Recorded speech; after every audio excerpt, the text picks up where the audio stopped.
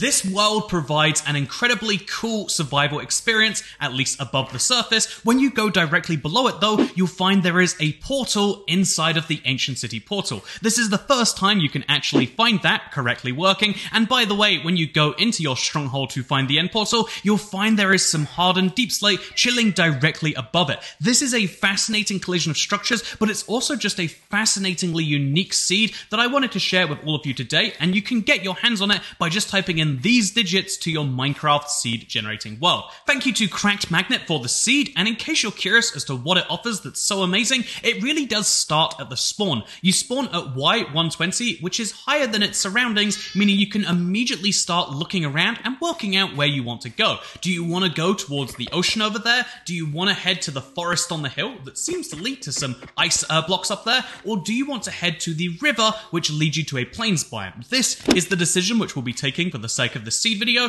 but along the way, you can kill some brown sheep if you want to make a brown bed. I mean, it's probably good for covering up your mistakes, right? But yeah, you can actually just head right along this river and get yourself some wood along the way if you really want to. The great thing is, you don't even really need to want to. I like seeds where even that first thing is an option, because after just a few seconds, you'll immediately see the valley I was talking about, and you'll see that there is this lovely kind of mountainous nature to it, which will guide you almost perfectly, because the river dries up, and now it's again, it's kind of a valley more than it is a river, which is really wonderful because now mobs and structures can spawn in said valley. Also, apparently, ravines. You could jump right in here if you wanted to get stuck early in the game, which, you know, sometimes that's fun too, but not for today. Instead, you want to follow the valley along. You can probably work out why, but just in case you can't, having a village this close to spawn is wonderful, and having a village that looks like this is extra wonderful. I love the location of this thing, surrounded by mountains on all sides. It can be a bit intimidating sometimes because, you know, how are you going to light all of that up? You're not really going to be able to, but because it's got a nice distance from the edge, you can effectively treat it as a big wall around you, which keeps the village feeling safe. It makes it feel like we're in Switzerland or something, and unlike in Switzerland where you might want to climb the mountains, I'm going to level with you right now. Having mountains next to spawn seems really cool until you decide to climb them, at which point you realize there was never that much up here, and you were probably excited the first time you saw them because you didn't realize that. And what's even worse is if you play Minecraft on a low render distance, like I have to when I'm here in the US, as you can see, wow, what's that? I can see literally nothing from up here besides other mountains, because render distance does cover y-axis, which means I can't even see the village on the ground, which should be the beautiful part of this. So there are mountains, you can take advantage of them if you really want a ton of ice, and that is useful later in the game. For now though, having all this packed ice is going to be just a visual thing, a very nice visual thing still. Instead, you'll want to take advantage of the village for the food which it offers. I mean, where else can you get this amount of, you know, wheat, of carrots, of emeralds even, but also for the easy way up the tech tree. I mean, you can use their wood to make a pickaxe to mine their stone, which you can use to get the tools that you need to kill an iron golem, which is very easy to do, allowing you to make an iron pickaxe and be directly ready for diamonds, or an iron axe if you want to be strange. But I'm going to use the iron pickaxe. I'm going to show you the other wonderful thing about this village, which is you can choose to use it just as a jumping off point to get to an ancient city or a stronghold. Or really, I should say, and a stronghold, because directly below this village, there's two ways you can get there. The more traditional route is to dig straight down. I recommend doing so directly in front of this church if you want to find nice easy coordinates. 860 is the way to go. You will take a few falls on the way down, but eventually you'll end up in a library, which means you can immediately, should you really want to, get to the enchanting phase, because there are a couple of chests here, and those chests do contain things like respiration, silk touch, and projectile protection. It's a little OP, some might say, but that's one of the fun things about having such challenge and danger directly below you. But this is actually the hard way to get down here. I mean, who wants to deal with all of those blocks I had to mine? Do you see that I've got all these blocks in my inventory? I don't want to be an inventory sorter, so instead you can take my preferred way down to anywhere.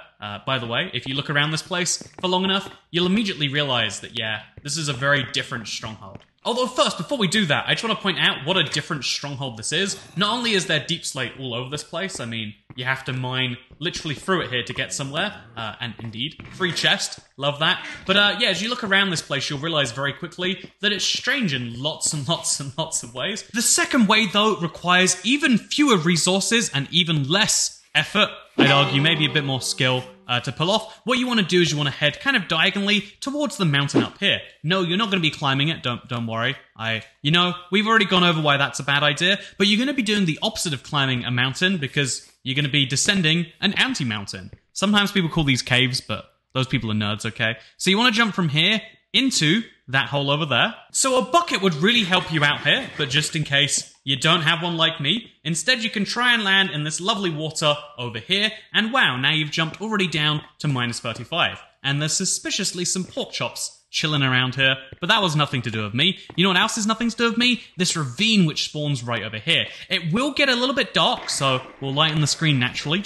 During your own playthrough, you might want to just keep your eye out for stuff, but you'll immediately be able to get yourself into the ancient city with just 2 jumps being required and only one of them really being hard. And again, you can make it easier with a water bucket, or I can see literally nothing right now, which is a bad thing to be true when you're in an ancient city. Even in this pure darkness, you can still tell that that is a stronghold chilling directly inside of the ancient city portal. This is truly amazing, not just because 2 structures collided, which really should be by itself be quite shocking. Ancient city spawns super low down to the ground, but also because of the way they collided. Usually when structures collide, they have big air blocks around them, but this one perfectly fits inside of it, if you notice. Before going into it though, I'm going to be eating a golden apple because who's going to turn down one of the best sources of food directly beneath the end portal, by the way? But yeah, now I'm going to stack myself up.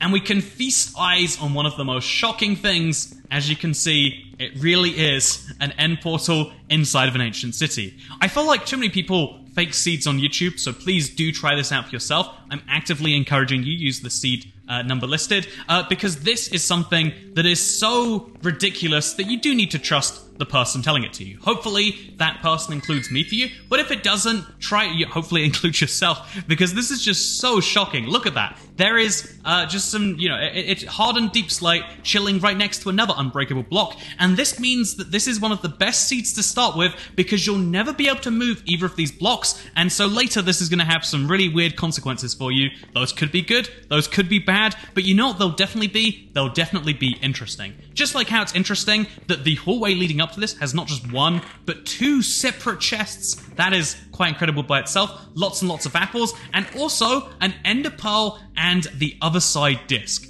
I love this disc. It takes me right to the other side, and you know what's even better is we're so low down that if you wanted to play that disc, all you'd need to do is find a diamond, which you're probably going to be able to do fairly easily in this ancient city. It might run the risk of having the warden killing you though. Usually the ancient city portal is the middle of one of these places, but in this case, it's actually like the end. For some reason, the caves cut it off, and so that means that if I'm gonna run the risk of maybe having the warden spawn, so let's just hope that doesn't happen. But if you look over here, the structure just stops, and instead, as you can see, there is skulk and there is a wall, and if you mine through this skulk and this wall, you'll find yourselves in a stronghold, or on top of a stronghold. Honestly, it's really hard to be sure. There is just a lot of these deep slate bricks chilling on top of the stronghold, giving this actual deep slate stronghold that should probably exist by default, but instead of existing by default, it only exists on this 1 seed, and that is what makes it so stunning in my opinion. It is a interesting, unique, crazy survival experience that is also an interesting and unique technical one, because how is it that these, again, look at this. This is part of the ancient city that is collided with the stronghold, and it hasn't ruined both structures entirely like it usually does with those giant air gaps. And so yeah, this is fascinating. If you look around this place more, you'll find much more of the insanity. And look at this. What is happening here? But that is half of the fun of the exploration, in my opinion. I hope that you all enjoyed this video. If you liked it enough to maybe consider subscribing, they obviously take some effort, and the reason that I'm begging you for the subscription is because it's something that I would like you to do, because then you'll see more of these videos daily on your homepage. But if you don't want to subscribe, that's cool. I guess I'll see you all in the next one. Regardless, goodbye. Also, something's weird here too, right? Like that's not normal. You know what else isn't normal? The ending of the video with the silly joke.